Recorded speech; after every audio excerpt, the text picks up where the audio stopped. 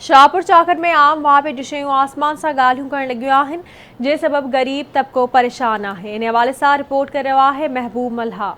हुकूमत जी नाक़स कारकर्दगियुनि जे करे जिते पेट्रोल गैस बिजली जी रेटनि में इज़ाफ़ो थियो आहे, उते ई आम वाहिपे जी शयुनि में थींदड़ इज़ाफ़े आम माण्हू जी ज़िंदगी मफ़लूज बनाए छॾी आहे।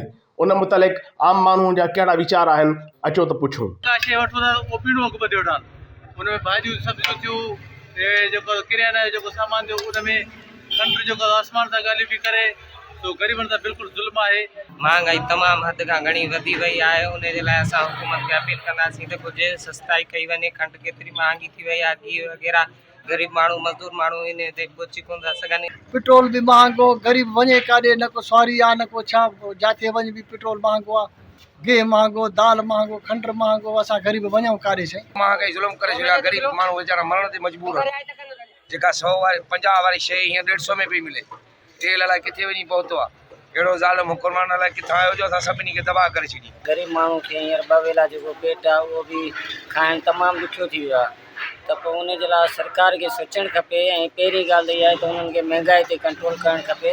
हुकूमत खे हिकिड़ी फिक्र आहे कंहिं नमूने रुगो आलमी इदारनि जी पूरत जी फुरणी कयूं या पंहिंजे भगोड़े साथियुनि खे बचाइण लाइ मुल्क जी आवाम जो पेट ते लत ॾियूं। गरीब आवाम न खाई सघे थी, न पी सघे थी, का शइ सस्ती न आहे। जीअण माना कि इन गवर्नमेंट जंजाल करे छॾियो आहे। शाम जो मिलंदा वीचारे ग़रीब हिकिड़े खे 500 रुपया ॾियारी, 600 ॾियारी उहा बि कॾहिं आहे कॾहिं न आहे। ऐं पोइ वरी जेको उनजे घर में बीमारी आहे, सीमारी आहे, भत आहे, शादी आहे, पोइ त बहितर उन ग़रीब लाइ बसि आऊं दाहूं आहिनि। हिननि हुकुमरान लाइ आऊं दाहूं न, उहो बि ॿुधनि बि कोन था। हे वरी वीचारा पिटनि त था पोइ कॾहिं अलाह कंहिंजी ॿुधंदो, या त वरी को अहिड़ो हुकुमरान अची ईंदो जेको सुधारींदो, या त वरी आऊं दाहूं त आहिनि।